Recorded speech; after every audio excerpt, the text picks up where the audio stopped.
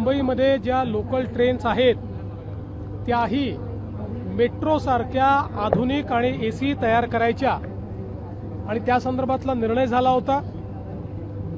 परंतु ज्या गतीनं ते काम सुरू होतं त्या गतीनं 2030च्या पूर्वी आपल्याला ट्रेन मिळू शकल्या नसत्या।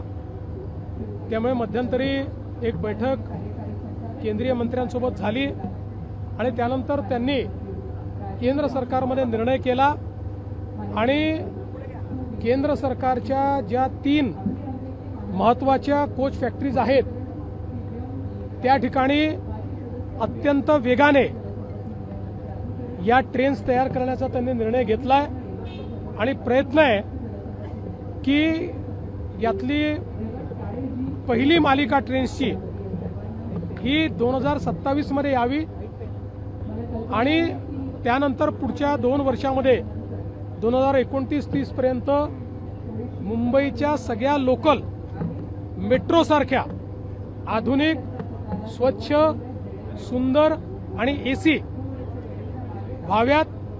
आणि पुन्हा एकदा सांगतो, एसी झाल्या तरी सेकंड क्लासचं फेअर वाढणार नाहीये। त्यामुळे मुंबईकरांना एक मोठा दिलासा या माध्यमातून मिळणार आहे। अनेक वेळा मुंबईकर म्हणायचे की तुम्ही सुंदर मेट्रो केल्या, त्यात प्रवास करताना छान वाटतं, पण लोकलचं काय, त्या जुन्याच ट्रेन आहेत। तर आता ती खंत दूर होणार आहे आणि देशातली आधुनिक अशा प्रकारची ही पद्धती या ठिकाणी मिळते। मी मोदीजींचे आणि अश्विनी वैष्णवजींचे मनापासून आभार मानतो। हमारे देश के प्रधानमंत्री माननीय नरेंद्र मोदी जी और रेलवे मंत्री अश्विनी वैष्णव जी, इनका मैं आभार व्यक्त करता हूं। पिछले समय हमने तय किया था कि मुंबई की लोकल ट्रेन सबअर्बन रेलवे, इसमें जो हमारी ट्रेन से जो हमारे कोचेस हैं उसको हम आधुनिक बनाएंगे। मेट्रो की तरह एकदम अच्छे, साफ सुथरे, आधुनिक और एसी कोचेस ये मुंबई की हमारी रेलवे को, सबअर्बन रेलवे को भी मिलने चाहिए। उस सिलसिले में निर्णय किया गया, किंतु उसमें समय लग रहा था।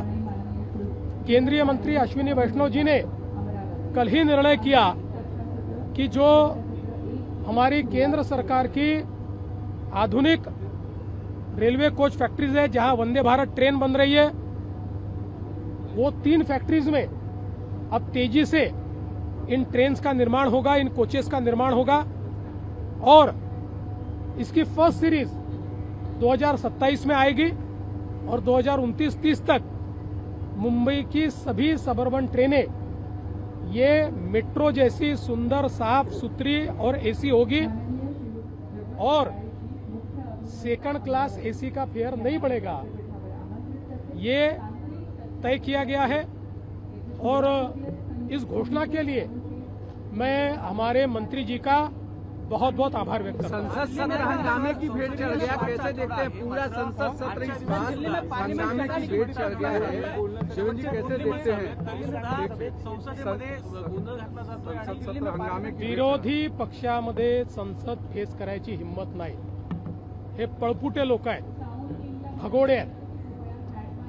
चर्चेची जागा संसद आहे, चर्चेची जागा चौक नाही।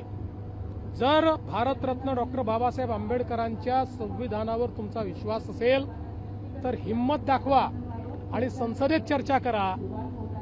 तुमच्यात हिम्मत नाही आहे। पहिल्यांदा त्यांनी बहाणा बनवला, अमित भाई येत नाही आहेत, अमित भाईंनी पत्र दिलं, तुम्ही चर्चेला या, मी उत्तर द्यायला तयार आहे। मग यांना तोंड दाखवायला जागा राहिली नाही, तोंड काळं झालं, तर संसदेतनं तोंड लपवून पळालेले भगोडे आहेत।